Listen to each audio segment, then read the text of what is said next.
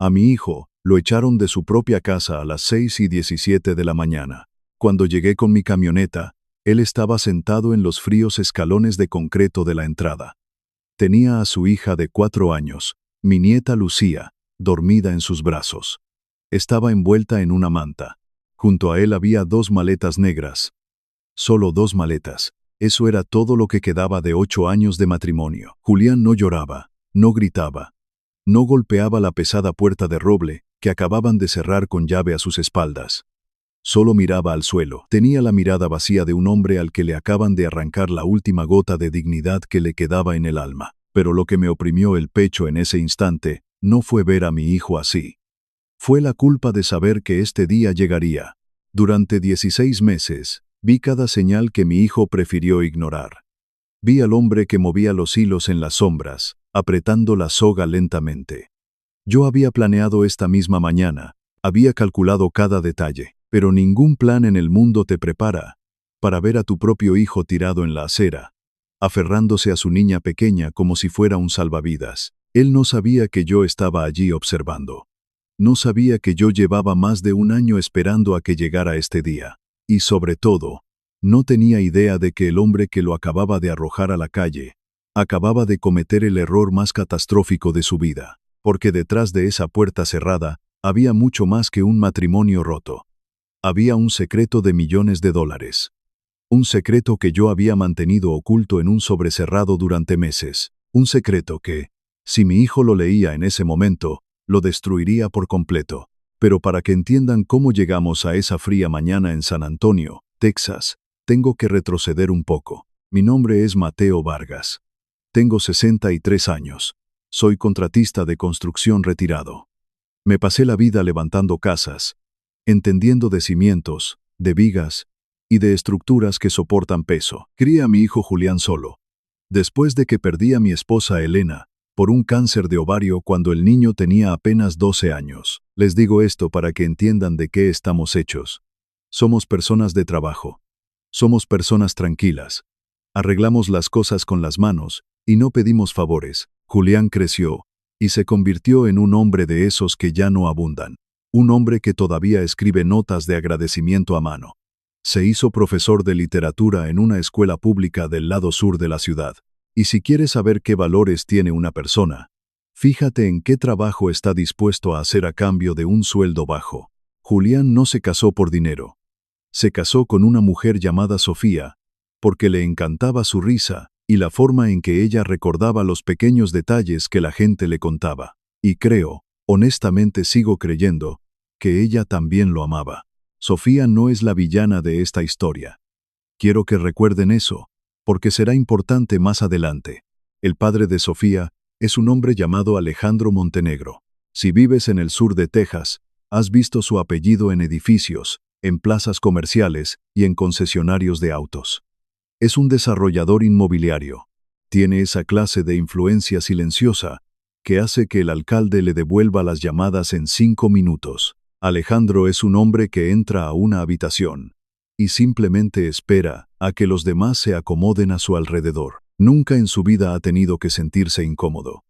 Y la primera vez que le di la mano, supe que esa era la característica más peligrosa que tenía.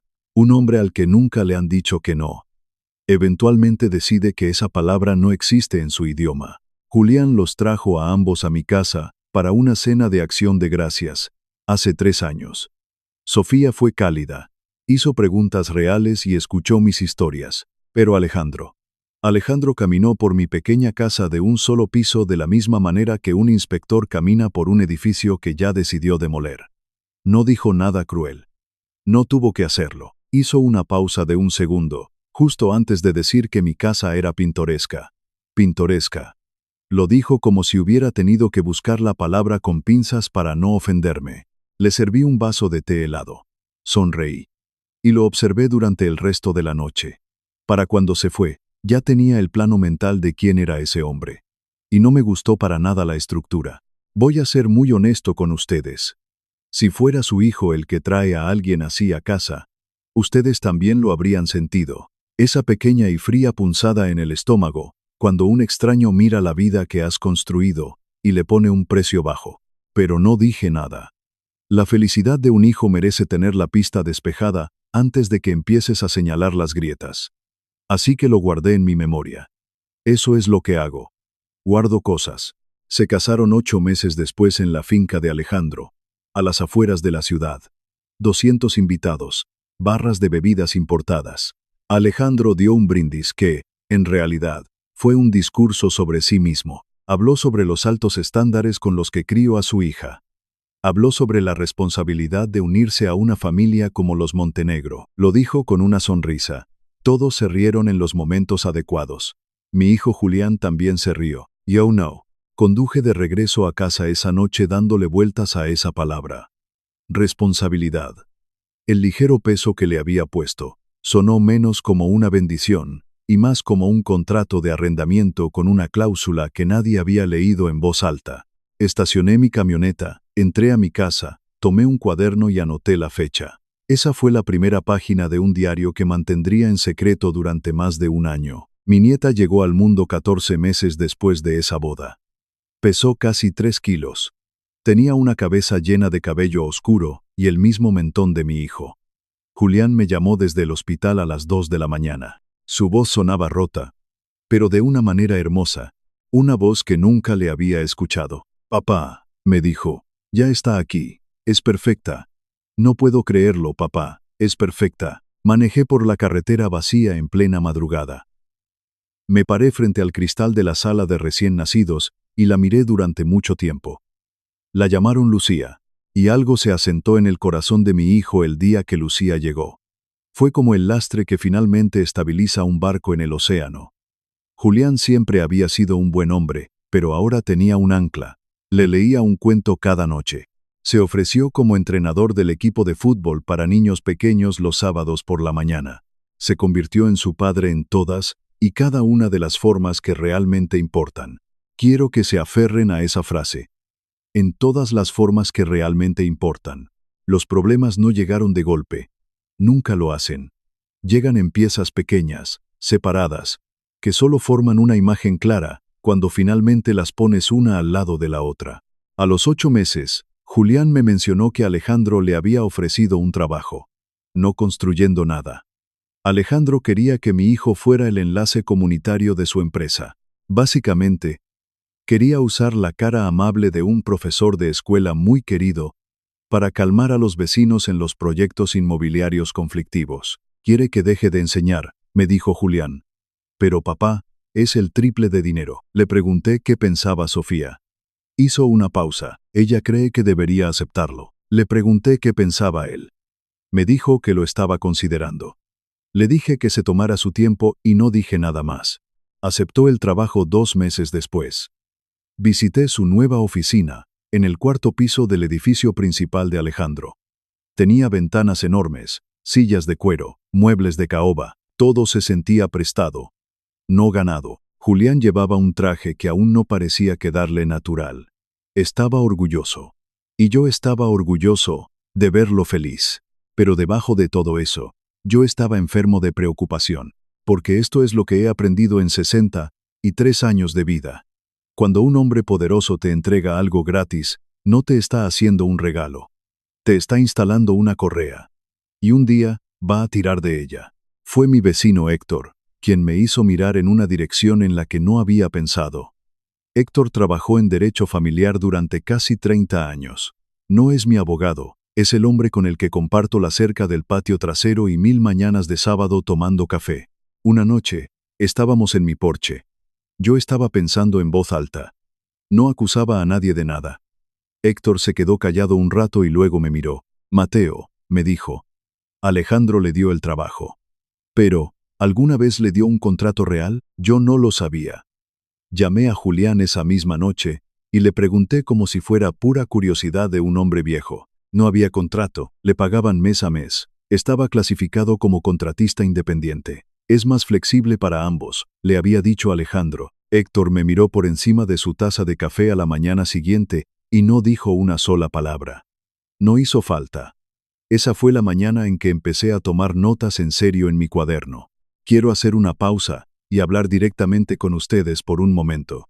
Si alguna vez te has sentado frente a alguien que amas y te has dado cuenta de que ha caminado directo hacia una trampa con una sonrisa en la cara, y sabes que decírselo solo hará que defienda a la persona que puso la trampa. Entonces conoces la soledad específica de la que estoy hablando. Ves el panorama completo, pero aún no puedes decir nada. Así que cargas con el peso tú solo. Yo cargué con ese peso durante mucho tiempo. 5 meses después de que empecé mi diario, Sofía vino a mi casa sola. Eso nunca había pasado. Le preparé café. Se sentó en la mesa de mi cocina y se quedó en silencio durante un largo rato antes de hablar. Mateo, me dijo, necesito que sepas que amo a Julián. Le dije que lo sabía, y amo a Lucía más que a nada en el mundo. Le dije que también lo sabía. Miró el fondo de su taza de café. Su mano temblaba un poco. Mi padre tiene ideas sobre cómo deben ser las cosas, me dijo. Sobre cómo debería ser la vida de Lucía. Y a veces, sus ideas y las de Julián no son las mismas. Le pregunté qué clase de ideas. Ella levantó la vista, y lo que vi en su rostro fue a una mujer parada en una encrucijada que nunca eligió. Una mujer que no estaba segura de si tenía permiso para alejarse. Él quiere que Lucía sea criada de cierta manera, dijo Sofía. Las escuelas correctas, las personas correctas. Él lo llama la base adecuada. Él cree que Julián es un buen hombre, pero no. Se detuvo. ¿Pero no qué? Pregunté. No respondió. Terminó su café y se fue 20 minutos después. Me abrazó en la puerta por más tiempo del habitual. Me quedé de pie en mi cocina después de escuchar el clic de la puerta. No me moví durante un largo rato. Esa misma noche llamé a Héctor. Y luego hice algo que nunca imaginé hacer en mi vida. Contraté a un investigador privado. Su nombre era Raúl. Héctor me lo recomendó. Era un hombre discreto, paciente y, sobre todo, minucioso. Le pedí que rastreara toda la estructura financiera entre Alejandro y mi hijo. Lo que Raúl encontró fue tan oscuro, tan lejos de lo que yo temía, que tuve que leer el informe 2 veces. La casa donde vivían Julián y Sofía. Una hermosa casa de ladrillo en un vecindario exclusivo. Asumí que la habían comprado juntos. Pero no, la casa era propiedad total de una compañía holding que controlaba a Alejandro. El nombre de Julián no estaba en las escrituras, nunca lo había estado. Alejandro la había llamado un regalo de bodas, pero nunca transfirió legalmente absolutamente nada. El salario de mi hijo llegaba a través de una tercera empresa fantasma. Todo el arreglo significaba que Alejandro podía despedirlo cualquier día, sin ninguna de las protecciones que tiene un trabajo real, y el acuerdo prenupcial, el que Julián había firmado con un abogado que el propio Alejandro le había recomendado. El abogado de Julián le dijo que era un documento estándar, pero cuando Héctor lo leyó 3 años después, dijo que era extraordinariamente abusivo. Si se divorciaban, Julián salía con las manos vacías. 0, nada. Leí ese acuerdo un martes en la mesa de mi cocina. Lo leí 2 veces. Luego me recosté en la silla y pensé en la palabra pintoresca. Pero ahora tengo que contarles la parte que lo cambió todo. No fue el dinero. No fue la casa. Esta es la parte que me quitó el sueño por las noches y convirtió todo lo que hice después en algo frío, calculador y exacto. Durante su investigación, Raúl habló con una enfermera que había trabajado brevemente en la clínica privada que Sofía usó durante su embarazo. La enfermera ya no trabajaba allí y no le debía lealtad a los Montenegro. Le dijo a Raúl que, durante una cita prenatal muy difícil, Sofía se había derrumbado y confesado algo en la sala médica. Sofía no estaba segura de que Julián fuera el padre. Me quedé con esa información durante 3 días. 3 días sin hacer nada. Solo respirando. Sintiendo que el pecho se me partía en 2 por mi hijo. Luego, construí un pequeño y cuidadoso plan.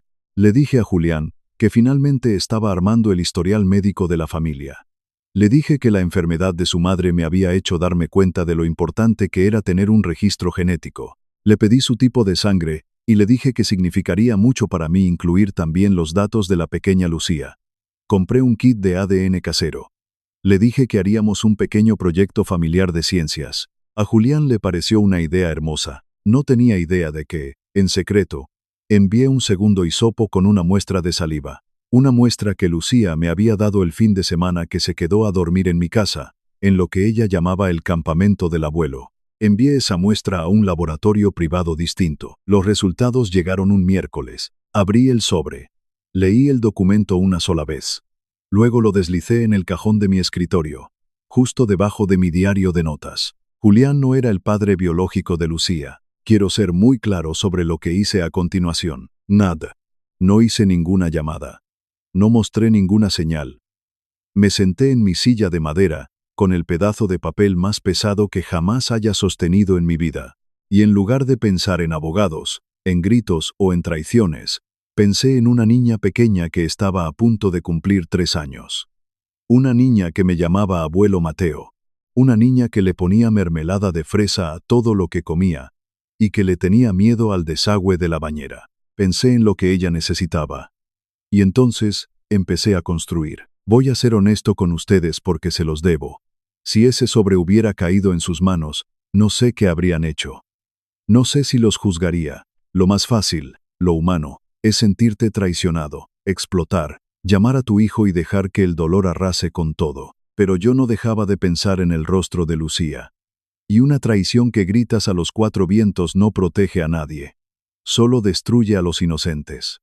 Así que me tragué el dolor por ella, guardé el secreto bajo llave. Y durante los siguientes meses, me dediqué a trabajar en silencio. Héctor me ayudó a encontrar a un verdadero abogado corporativo y familiar en Houston, un hombre brillante llamado Marcos, que no tenía ningún vínculo con la familia Montenegro. Pagué sus honorarios con los ahorros que había estado guardando desde que murió mi esposa. Documentamos todo. Las escrituras de la casa, las empresas fantasma, el acuerdo prenupcial y la manera en que violaba las leyes de Texas. Descubrimos a 2 exempleados de Alejandro, que habían sido empujados al vacío de la misma manera en que Julián estaba a punto de serlo. Uno de ellos me dijo algo que nunca olvidaré. Él no te despide, Mateo. Él arregla las cosas hasta que no tienes más remedio que irte por tu cuenta. Luego le dice a todos que tú renunciaste, y no hay nada en papel que diga lo contrario. Pensé en mi hijo, en su oficina prestada, en su casa prestada, en su título prestado. Y algo dentro de mí se volvió muy frío y muy certero. No le dije nada a Julián. No porque no confiara en él, sino porque lo conocía. Si se lo decía, él iría a confrontar a Alejandro esa misma tarde. Exigiría respuestas, entregaría nuestra ventaja, y los abogados de Alejandro tendrían una respuesta legal lista antes de la hora de la cena. Yo necesitaba que Alejandro estuviera desprotegido.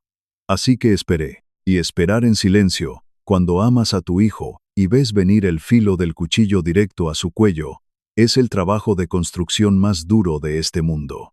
La mañana de la que les hablé al principio, ese día en que mi hijo fue arrojado a la calle con su niña y 2 maletas, fue la culminación de todo ese año de silencio. Pero lo que sucedió cuando Julián finalmente descubrió la verdad, y la forma en que usamos el propio imperio de Alejandro para aplastarlo, es una historia que necesita su propio tiempo. Guardé ese sobre. Cerré con llave. Y esperé a que el cazador cayera en su propia trampa. La mañana de la que les hablé al principio, ese día en que mi hijo fue arrojado a la calle, llegó un jueves de octubre. Yo estaba en mi sala tomando un café, cuando Julián me llamó. Su voz sonaba plana, monótona. Era el tono de voz de un hombre que se está manteniendo entero, por pura fuerza de voluntad. Nos cambió la cerradura, papá. Le pedí que hablara más despacio. Mi tarjeta de acceso no funcionó en la oficina esta mañana, me dijo. Alejandro me llamó al mediodía y me dijo que mi compromiso con la empresa había terminado. Conduje hasta la casa, pero el código del garaje no abría. Ya había un cerrajero allí cambiando las chapas. Se detuvo un momento para tomar aire. Lucía está adentro, papá. Sofía me envió un mensaje de texto. Dijo que debería tomarme un tiempo. Que las cosas se habían vuelto complicadas. Papá. Sonaba como si estuviera leyendo un guión. Cerré los ojos durante 2 largos segundos. Sentí el peso de los 16 meses de espera cayendo sobre mis hombros. ¿Dónde estás ahora mismo?, le pregunté. En la acera, frente a la casa. Lucía está con Sofía. ¿Está a salvo? No. Lucía está aquí conmigo. Afuera. Sofía me dejó sacarla. Lucía está dormida. Ella ni siquiera sabe que algo anda mal. De acuerdo, le dije. Escúchame bien. Vas a llamar a tu abogado ahora mismo. Le vas a decir que es el momento. Y luego, vienes para acá. Hubo un silencio en la línea. Papá. ¿Qué abogado? Yo no tengo un. Su nombre es Marcos, lo interrumpí. Su número está en tu teléfono guardado con la letra M. Lo puse ahí hace 6 meses. Llámalo. Y luego, ven a casa. Hijo. Hubo un silencio largo, larguísimo, al otro lado del teléfono. Y luego, muy en voz baja, Julián susurró. Lo sabías. Ven a casa, hijo. Eso fue lo único que respondí. Conduje mi camioneta hasta su vecindario, y lo encontré allí, sentado en el concreto frío, con su niña y sus 2 maletas. Lo ayudé a subir las cosas. No dijimos una sola palabra en todo el trayecto. Cuando llegamos a mi casa, Julián se sentó en la mesa de la cocina. Acostamos a Lucía en mi habitación para que siguiera durmiendo. Le serví una taza de café negro y lo dejé en silencio por todo el tiempo que necesitó. Luego, me senté frente a él. Y empecé desde el principio. Le conté todo. Le mostré el diario de notas. Le mostré los hallazgos de Raúl, el investigador privado. Le mostré las escrituras de la casa, la empresa fantasma que le pagaba el sueldo, y el acuerdo prenupcial real. Le expliqué qué significaba todo eso bajo las leyes de Texas. Fui poniendo las carpetas sobre la mesa, una por una, y dejé que él leyera cada documento. Julián leía y su rostro se iba transformando. Cuando llegué a la última carpeta, me detuve. Hay una cosa más, le dije, y necesito que me escuches bien antes de decir cualquier cosa. Me miró a los ojos, confundido. Deslicé el sobre blanco del laboratorio por encima de la mesa. Quiero que se detengan un momento aquí conmigo, porque este es el instante hacia el que se habían estado doblando todos y cada uno de los últimos 16 meses. Y este momento merece ser vivido segundo a segundo. Julián tomó el sobre. Sus manos no estaban firmes, y él estaba intentando ocultar que temblaban. La cocina estaba tan en silencio, que podía escuchar el zumbido del refrigerador, el reloj sobre la estufa, y los latidos de mi propio corazón. Abrió el sobre. Leyó el documento lentamente. Sus ojos recorrieron la línea de resultados una vez, y luego otra vez. De la misma forma en que vuelves a leer algo cuando tu mente se niega a dejarlo entrar. El color abandonó su rostro de una manera que yo solo había visto una vez en mi vida. Fue la noche en que falleció su madre. Julián dejó el papel sobre la mesa con mucho cuidado. De la forma en que sueltas algo cuando ya no confías en tus propias manos. Afuera, pasó un auto. En algún lugar de la calle, un perro ladró 2 veces y se cayó. Dentro de esa cocina, ninguno de los dos respiraba. No es mía, dijo él. No fue una pregunta, fue una sentencia. Biológicamente, le respondí. Levantó la mirada hacia mí. Y nunca en mi vida había deseado tanto tomar el dolor de un hombre y meterlo dentro de mi propio cuerpo, como deseé tomar el dolor de mi hijo en ese momento. Le dije la única verdad que se podía decir en ese instante. Esa es la única forma en la que ella no es tuya. En todas las demás formas que han importado en este mundo, ella es tuya. Siempre ha sido tuya. Y eso no va a cambiar por lo que diga un estúpido pedazo de papel. No si yo tengo algo que ver al respecto. Julián presionó las palmas de sus manos contra sus ojos. Sus hombros temblaron una sola vez. No hizo ningún sonido. Lo dejé sentarse en su dolor. No traté de abrazarlo. Ni traté de llenar el silencio con palabras vacías, porque hay un tipo de duelo que tiene que aterrizar por completo antes de que un hombre pueda ponerse de pie para soportarlo. El reloj siguió avanzando. El café se enfrió entre nosotros. El tiempo se estiró de la misma manera que lo hace en un cementerio, donde un minuto contiene el peso de una hora entera. Y luego, lentamente, bajó las manos. Tenía los ojos rojos, húmedos, pero absolutamente claros.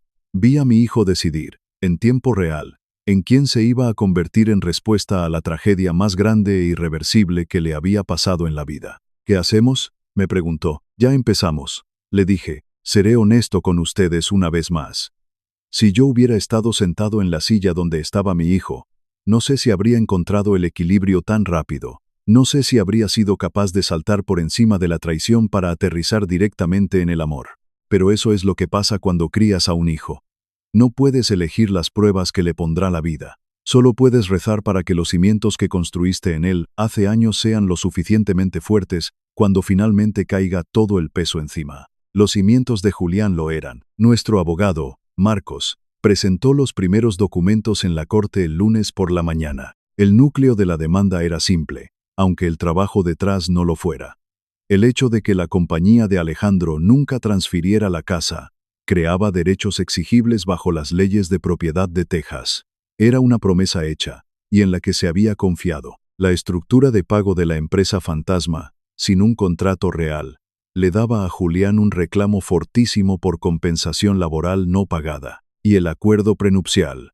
Bueno, ahora, revisado por un abogado independiente, había sido firmado bajo condiciones que planteaban serias dudas legales, porque el abogado que Alejandro le había recomendado a Julián resultó tener una relación financiera de 17 años con la familia Montenegro. Un conflicto de intereses que nunca le fue revelado a mi hijo. Los abogados de Alejandro respondieron en menos de 48 horas. Eran buenos, eran rápidos. Claramente, se habían preparado para alguna versión de esto, pero para lo que no estaban preparados era para la magnitud de nuestro ataque. Raúl, nuestro investigador, había pasado más de un año siendo minucioso. Encontramos a un hombre llamado Roberto, que había administrado 3 de las propiedades de Alejandro durante casi una década, y cuyo despido reflejaba tan exactamente el de Julián que establecía un patrón legal de abuso. Encontramos a otra exempleada que también tenía registros propios. Y luego, sucedió lo que hizo Sofía. No hablaré mal de ella. Fue criada por un hombre que nunca le permitió tomar una decisión que, en última instancia, no le sirviera a él. Pero cuando Sofía finalmente entendió la magnitud de lo que su padre le había hecho a su esposo, a su matrimonio y a la familia de su hija, tomó una decisión que creo que le costó más de lo que cualquiera de nosotros podría imaginar. Sofía llamó a la oficina de nuestro abogado por su cuenta. Entregó documentación que confirmaba el engaño de las escrituras de la casa y la estructura de los contratos. Y, por voluntad propia, y sin que nadie se lo pidiera, confesó la verdad sobre la concepción de Lucía, una verdad que había estado cargando sola durante casi 4 años. No sé cuánto valor le tomó levantar ese teléfono, pero sé exactamente lo que significó para nosotros. Aquí es donde le debo a Alejandro Montenegro un momento de honestidad. Incluso ahora, no creo que él se despertara todos los días decidiendo ser cruel. Creo que, en lo más profundo de su ser, Alejandro creía que estaba protegiendo algo. Él había construido un imperio de la nada. Y para un hombre así, el dinero no es comodidad, es responsabilidad. Es una estructura que defiendes con tu vida. Él miró a mi hijo. Un maestro de escuela amable, sin sentido comercial, y genuinamente vio una viga débil en un edificio que él había pasado 40 años levantando. Pensó que eliminar a Julián en silencio era más amable que una guerra abierta. Pensó que estaba siendo un buen protector de su linaje. Esa es la tragedia de los hombres como Alejandro. Confunden el control con el amor de manera tan absoluta que, para cuando llegan a viejos, ya no pueden notar la diferencia. Y todos a su alrededor pagan el costo estructural. Entender eso no hizo que lo perdonara, pero hizo que lo que vino después se sintiera menos como una venganza y más como un edificio que finalmente estaba siendo inspeccionado por alguien a quien no podían intimidar. El acuerdo legal tardó 4 meses en cerrarse. No detallaré cada pieza, porque algunas aún están bajo confidencialidad y otras realmente no importan. Lo que importa es el resultado. La casa fue transferida a nombre de Julián. La misma maquinaria legal que Alejandro asumió que lo protegería, fue utilizada correctamente para hacer cumplir la promesa que esa casa siempre había representado. Los reclamos salariales se resolvieron a nuestro favor. Las finanzas de mi hijo fueron restauradas con creces, incluyendo los honorarios legales. El acuerdo prenupcial fue desechado por completo. Alejandro nunca vio el interior de una celda de prisión. Y quiero ser directo con ustedes sobre eso. Lo que hizo estaba estructurado lo suficientemente bien como para mantenerse en el lado civil de la ley. Y no soy ingenuo sobre lo que el dinero puede comprar en ese sentido, pero 2 de sus socios comerciales más grandes, una vez que entendieron el patrón de conducta expuesto en esos procedimientos, se alejaron de él en silencio. Un proyecto de desarrollo inmobiliario que había perseguido durante 3 años, colapsó por falta de financiamiento. Su apellido dejó de abrir todas las puertas que solía abrir en la ciudad. Me conformo con eso todos los días de mi vida. Esta es la parte de la historia en la que les digo lo que aprendí. Porque creo que ustedes entraron a este video buscando algo más que un simple final. Todo este asunto me enseñó que las personas más peligrosas en tu vida rara vez te levantan la voz. Sonríen, te dan regalos, construyen la jaula, una cómoda barra a la vez, y para cuando te das cuenta, ya estás encerrado adentro. El error que la mayoría de la gente comete es creer que el amor y la generosidad siempre vienen sin un anzuelo. No siempre es así. Y lo que Sofía entendió al final, algo que nadie más en esa familia de ricos jamás comprendió, fue que proteger a un hijo a veces significa traicionar a la persona que te crió. Así que aquí hay algo que pueden hacer hoy mismo. Y lo digo en serio, hoy mismo. Si alguien te ha dado una casa, un trabajo o un futuro, pon tu nombre en los documentos. Lee las escrituras. Lee el contrato. El amor y las firmas legales no son la misma cosa. Y las personas que te dicen que no te preocupes por la diferencia, casi siempre son las mismas que cuentan con que no revises los papeles. Y aquí hay una pregunta con la que quiero que se queden después de que cierren este video. Si todo lo que tienes ahora mismo estuviera guardado en silencio a nombre de otra persona, ¿qué tan libre eres realmente? Lucía cumplió 4 años en enero. Celebramos su fiesta aquí mismo, porque Julián está viviendo conmigo por ahora mientras decide qué es lo que sigue en su vida. Ella quería una fiesta con temática de princesas. Así que pasé un sábado por la tarde dejando que una niña de 4 años me pusiera una corona de cartón en la cabeza. Mientras yo me sentaba en el porche trasero, temblando de frío, diciéndole que yo era el rey de la montaña congelada. Ella pensó que esto era lo más gracioso que había pasado en toda la historia del mundo. Julián estaba de pie en el marco de la puerta, observándonos. Estaba procesando algo que ya no era exactamente dolor. Era más bien el trabajo lento de aceptar una nueva forma para algo que creías entender, y está haciendo ese trabajo con honor. Él la recoge, la deja en la escuela, le lee por las noches cuando es su turno, y sigue entrenando a ese equipo de fútbol todos los sábados por la mañana. No ha flaqueado ni una sola vez. Ni un solo día. La gente a veces me pregunta si me siento culpable por haber dejado que mi hijo caminara a ciegas durante 16 meses. No tengo una respuesta limpia para eso. Lo que sé es que si se lo hubiera dicho antes, él habría confrontado a Alejandro desde el sentimiento puro en lugar de hacerlo desde una posición de fuerza, y habría terminado aislado, sin salida, en la calle, y sin su hija. Lo que yo construí requirió tiempo, silencio y la disciplina de mantener un plan firme, mientras cada instinto en mi cuerpo me gritaba que actuara. ¿Estuvo bien dejar que mi propio hijo no supiera la verdad? No lo sé. Solo sé que era necesario. Antes de que se vayan, quiero escucharlos. Porque leo todos y cada uno de los comentarios, y sus respuestas son la razón por la que sigo contando estas historias. Díganme con honestidad. ¿Creen que hice lo correcto al mantener a mi hijo en la oscuridad mientras yo construía todo este plan? Dejen el comentario número 1. Si creen que hice lo correcto protegiéndolo en silencio. Dejen el comentario número 2. Si creen que un padre le debe a su hijo la verdad en el instante en que la descubre, sin importar el costo. O dejen el comentario número 3. Si están en algún punto intermedio y todavía lo están procesando. Y mientras están ahí abajo escribiendo, cuéntenme desde qué parte del mundo me están escuchando. ¿Y qué hora es allá? Me encanta ver qué tan lejos viajan estas historias en la oscuridad.